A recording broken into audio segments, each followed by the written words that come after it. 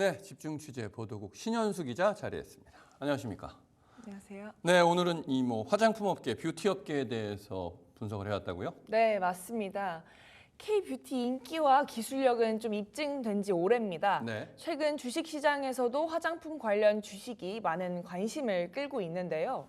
얼마 전까지만 해도 아모레퍼시픽, LG생활건강 등 어떤 화장품 대기업들은 브랜드 전략으로 K-뷰티 시장에서 90% 가까이 시장 점유율을 차지하고 있었습니다.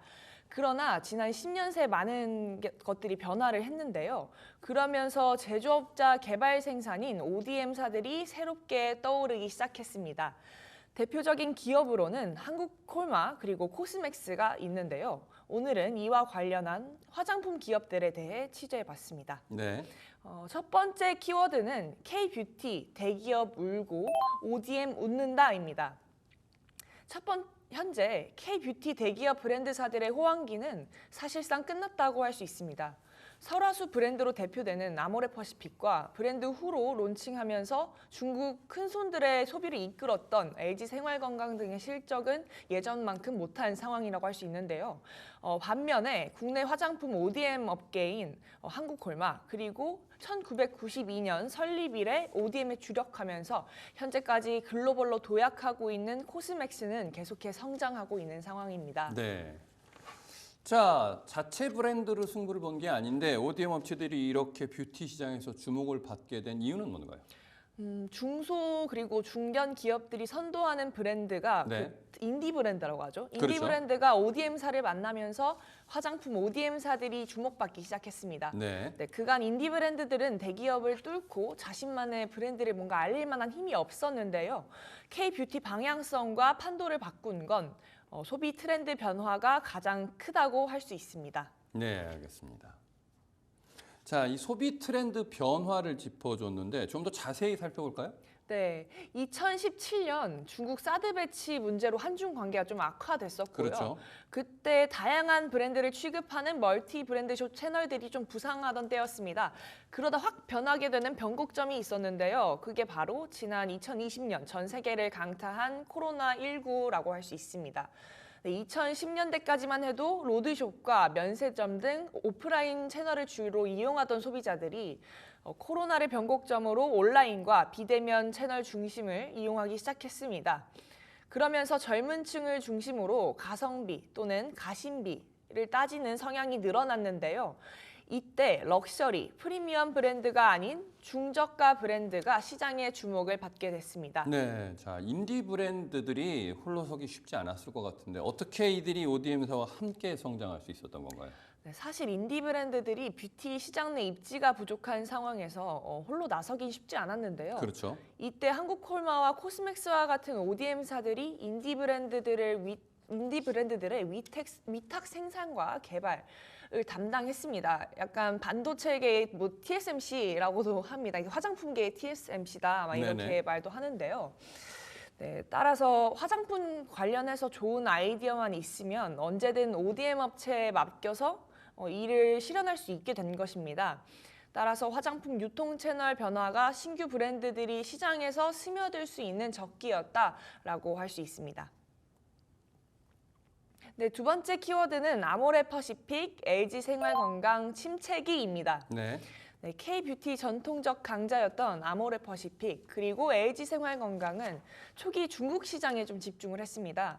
중국인 관광객의 국내 유입이 좀 잦았고 럭셔리 브랜드의 이미지를 잘 활용했을 때 오는 어떤 기대 효과가 컸기 때문입니다.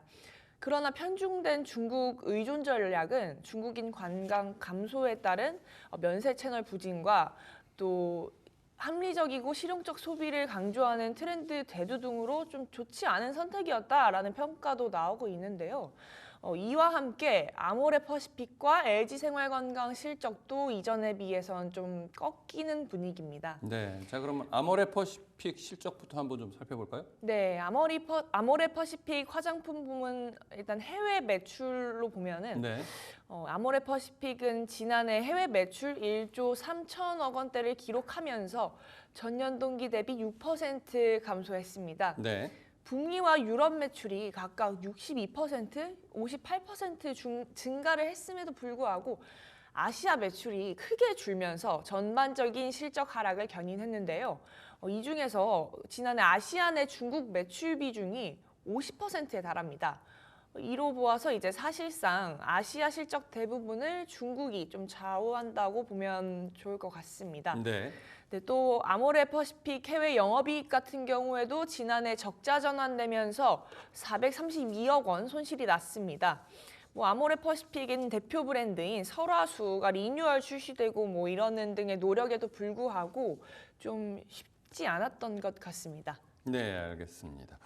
자, 아모레 퍼시픽 살펴봤는데 그렇다면 LG생활건강의 최근 경영 지표는 어떤가요? 네, LG생활건강은 그간 럭셔리 브랜드로 중국 내 높은 입지를 다져왔는데요. 그렇죠. 이는 화장품 매출 대부분이 더 후로부터 나왔기 때문입니다.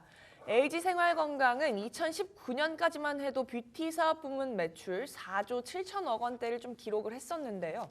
이후부터 매출이 매년 줄어들었습니다. 특히 2022년 중국이 제로 코로나 정책을 밝히면서부터 실적은 급격히 악화됐습니다. 당시 LG생활건강은 뷰티 매출 3조 2천억 원대를 기록했고 다음에 2023년에는 2조 8천억 원대로 좀 더 떨어졌습니다. 네.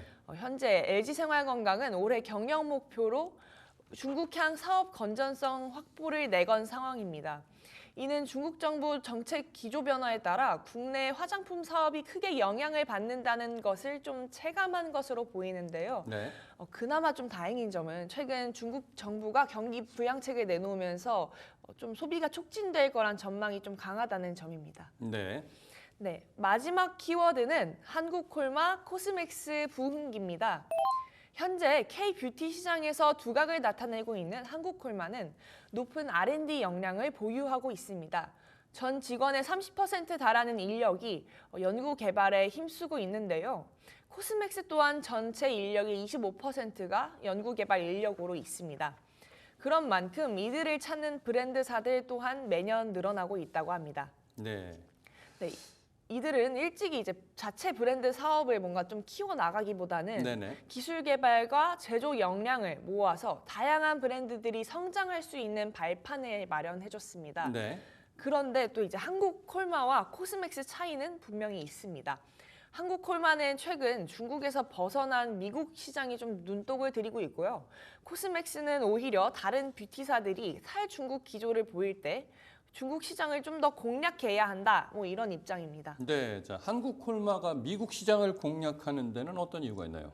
네, 한국콜마는 현재 현지 법인을 두고 있습니다. 네네. 중국에 두 곳, 캐나다 한 곳, 미국 한 곳입니다. 네, 이 중에서 미국에 최근 들어 이제 집중한 이유는 최근 이 한국콜마 제품들이 아마존 등에서 되게 유명하다고 합니다. 네. 그래서 이제 지금 미국에도 제2 공장을 건립 중에 있는데요. 아하. 한국콜마 관계자가 이에 대해서 미국 시장 진출을 원하는 한국 중소 인디 브랜드에 대해 시장 접근성과 물류 효율성을 강조한 ODM 영업에 좀 더 적극 나설 것이라는 포부를 밝혔습니다. 네, 알겠습니다. 한국콜마는 이렇게 미국 시장 공략에 집중적으로 나섰는데 앞서 얘기한 대로 이 코스메스 같은 경우에는 오히려 중국 시장 공략을 강화하고 있단 말이에요. 네, 맞습니다. 코스맥스는 중국 시장을 좀 더 집중을 하고 있는데요. 네. 이경수 코스맥스 그룹 회장이 최근 다들 중국에서 빠져나오려고 할 때 그때가 바로 사업 확장의 적기다라고 아하. 말했습니다. 네. 이는 시장이 침체돼 있다고 사업을 축소해 가기보다는 향후 성장을 위한 기회라고 여겼다고 볼 수가 있는데요.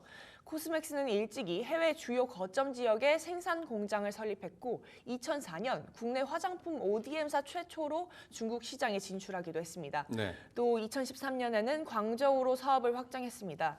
그 결과 코스메스 중국 법인이 2014년 매출 1,000억 원대였지만 지난해 5천억 원대로 올라왔습니다. 네. 코스맥스는 중국 외에도 지금 현재 미국, 인도네시아, 태국에 법인을 두고 있는데요. 앞으로 글로벌 생산 인프라를 구축해서 대형 ODM사, 글로벌 ODM사로 도약하겠다는 그런 입장인 것 같습니다. 네, 알겠습니다. 오늘은 세계를 휘어잡고 있는 이 K-뷰티 한국의 화장품 업계에 대해서 자세히 짚어봤습니다. 보도국 신현수 기자였습니다. 수고했습니다. 감사합니다.